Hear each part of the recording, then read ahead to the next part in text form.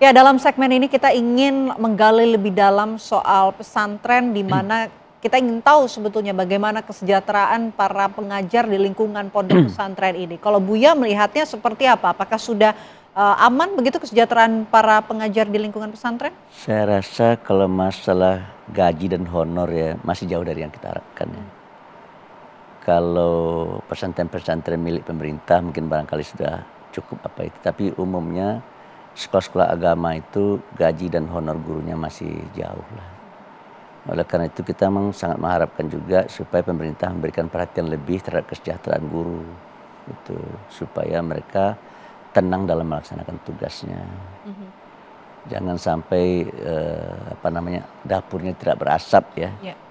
Kalau menurut saya ya masih banyak guru yang mendapatkan gaji dan honor masih jauh. Oke. Bahkan di daerah-daerah Buya, ini guru agama nggak dapat gaji gitu, hanya Iya. sukarela dibayar oleh murid-muridnya. Ya saya baru pulang dari satu daerah, itu gaji gurunya 300.000 sebulan. Ya.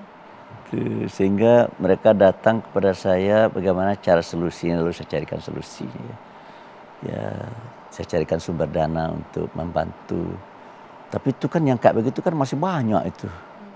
Ya jumlah sekolah kan sangat banyak ya. Kalau kalau mereka pegawai negeri mungkin saya rasa sudah apa lah, oke lah, udah cukup, udah madai lah ya. Tapi kalau mereka guru swasta masih banyak ya. Oke. Apakah persoalan finansial ini jadi salah satu faktor munculnya penyelewengan khususnya di lingkungan seperti di pondok pesantren, Buya? Ya bisa jadi ya. Anaknya misalkan bukan gurunya, tapi anaknya tidak punya uang. Dia pengen punya uang. Lalu diimingi oleh gurunya, dikasih uang. Ya akhirnya dia menjual dirinya. Kemiskinan kan, faktor kemiskinan kan sering jadi penyebab mengapa orang berzina. Itu. Nah, oleh karena itu ya, kalau dalam kasus ini saya lihat bukan faktor keuangan ya, karena dia kepala ya. Dia pimpinan di situ dan saya rasa bukan masalah finansial ini. Itu mau masalah murni hawa nafsu saya rasa ya. Oke. Apa perlu kemudian pemerintah mengumpulkan begitu pemilik-pemilik yayasan pondok pesantren ini untuk kemudian menyelaraskan sistem pengawasan yang dilakukan pemerintah? Saya rasa itu penting dilakukan secara reguler ya. Karena adanya forum-forum itu bisa dijadikan ajang untuk mengevaluasi secara bersama-sama. Dan mungkin juga bisa dijadikan sebagai ajang untuk tawasabil haq, tawasabil sabri. Misalkan ada satu pihak melihat ada kelemahan di pihak lain, dia dikembangkan dialog yang terbuka ya, saling nasihat menasihati, sehingga akhirnya kita harapkan ya akan terbangun sebuah climate, sebuah suasana yang lebih terbuka, yang lebih positif, sehingga hal-hal yang tidak terpuji tidak terjadi. Saya setuju dengan yang Mbak Fena sampaikan itu ya, supaya Kementerian Agama ya mengambil inisiatif secara reguler. Saya rasa sudah mereka lakukan ya, saya rasa sudah mereka lakukan. Cuma mungkin barangkali perlu diintensifkan ya. Hal-hal apa yang harus mendapatkan perhatian dan tekanan, dan solusi-solusinya harus ditemukan. Lalu nanti dikontrol ya, apa saja yang harus dilakukan sudah dilaksanakan atau belum, diawasin, diaudit dan diawasi. Jadi kalau menurut Buya sendiri, negara sudah maksimalkah dalam hal tata kelola pesantren di Indonesia? Kalau maksimal saya belum, tetapi sudah diusahakan ya. Oleh karena itu bagaimana caranya supaya bisa lebih maksimal lagi gitu ya. Menurut saya itu urut rembuk secara bersama ya. Tadi itu ya kita tanyalah orang tua murid. Seperti Mbak Fena katakan tadi kan banyak orang tua murid khawatir melepas anaknya. Kita tanya, apa yang mengkhawatirkan dan bagaimana caranya menurut mereka supaya anak-anak mereka tidak terjatuh dan terjerembab ke dalam hal-hal yang dikhawatirkan oleh orang tua tadi. Kita dengar suara mereka kan ya. Tuh. Dan kita dengar juga suara santri. Apa yang menjadi kekhawatiran mereka? Pak, kami tidak mau yang kayak gini terulang lagi. Nah, apa menurut Anda yang harus dilakukan? Gitu kan. Kita coba inventaris, kita buat list ya. Kita jadikan kode etik. Tuh, semua supaya menjadi perhatian semua gitu. Sehingga nanti kode etik yang kita buat itu harus diperhatikan dan diawasi oleh murid, diawasi oleh guru, diawasi oleh orang tua, diawasi oleh masyarakat, diawasi oleh pemerintah. Ya, cuma saya yakin dan percaya sepintar apapun kita membuat gitu ya, kalau ada orang yang ingin mengumbar hawa nafsunya dia tetap mencari jalan. Dan biasanya setan itu akan menjadi penasihat utamanya itu untuk bagaimana dia bisa mengumbar hawa nafsunya. Maka itu pendidikan karakter kembali lagi, itu penting. Disitulah. Sehingga akhirnya kembali kepada diri masing-masing. Ya.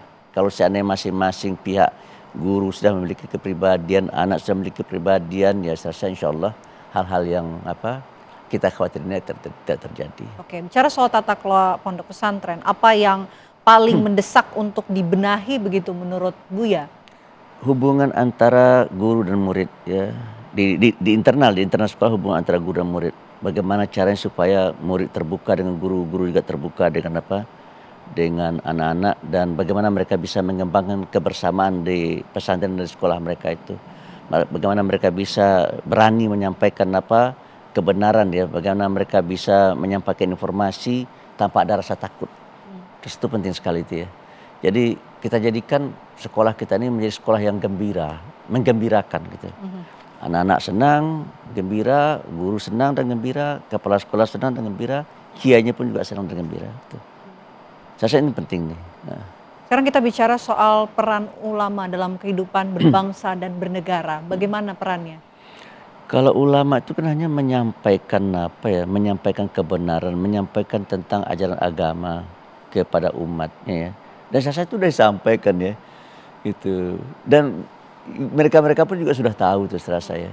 Cuma mungkin barangkali yang Mbak Vena harapkan itu adalah bagaimana caranya supaya lebih maksimal lagi, itu mungkin barangkali perlu kita pikirkan ya. Dan pemerintah mungkin barangkali perlu juga ya membuat konten-konten keagamaan ya, mendukung ya, memberi fasilitas kepada pihak-pihak tertentu untuk membuat konten-konten dan diberi apresiasi gitu. Diberi fasilitas. Ya, saya tidak tahu caranya bagaimana.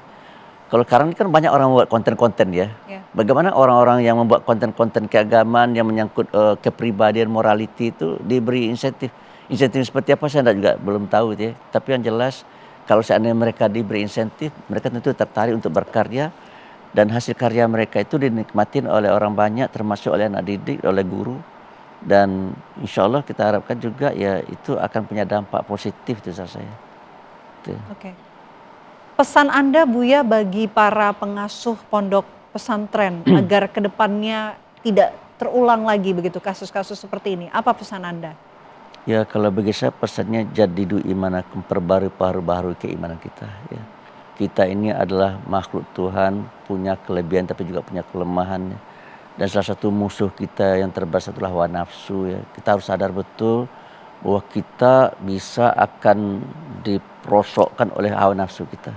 Dan terbukti tadi, dia sudah menikmatin kesenangan ya dengan beberapa santrinya gitu. Sekarang dia lari kan gitu ya, ditangkap kan, dia diikat. Akhirnya dia sekarang menyesal saya.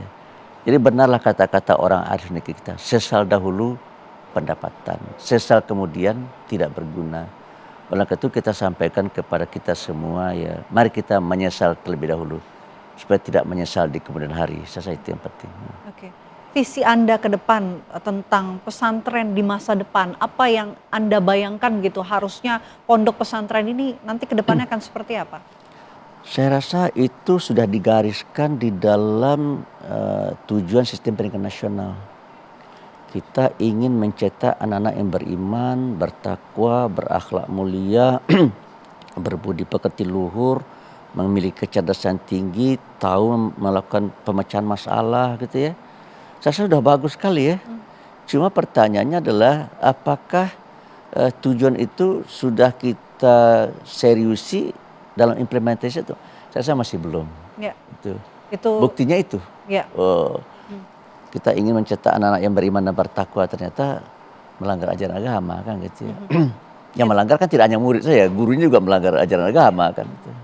Tentu ini tantangan kita bersama untuk kemudian membawa lingkungan tempat pendidikan agama seperti pondok pesantren ini menjadi lingkungan yang aman dan juga nyaman seperti dengan visi yang disampaikan oleh Buya tadi. Iya, saya. Baik.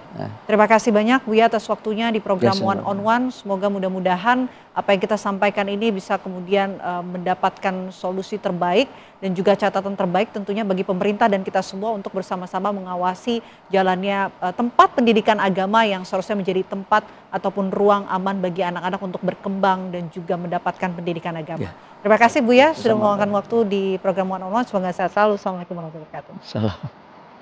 Demikian program One on One hadir menemani Anda pemirsa. Mewakili kru yang bertugas, saya Vena Kintan pamit undur diri. Terima kasih atas kebersamaan Anda.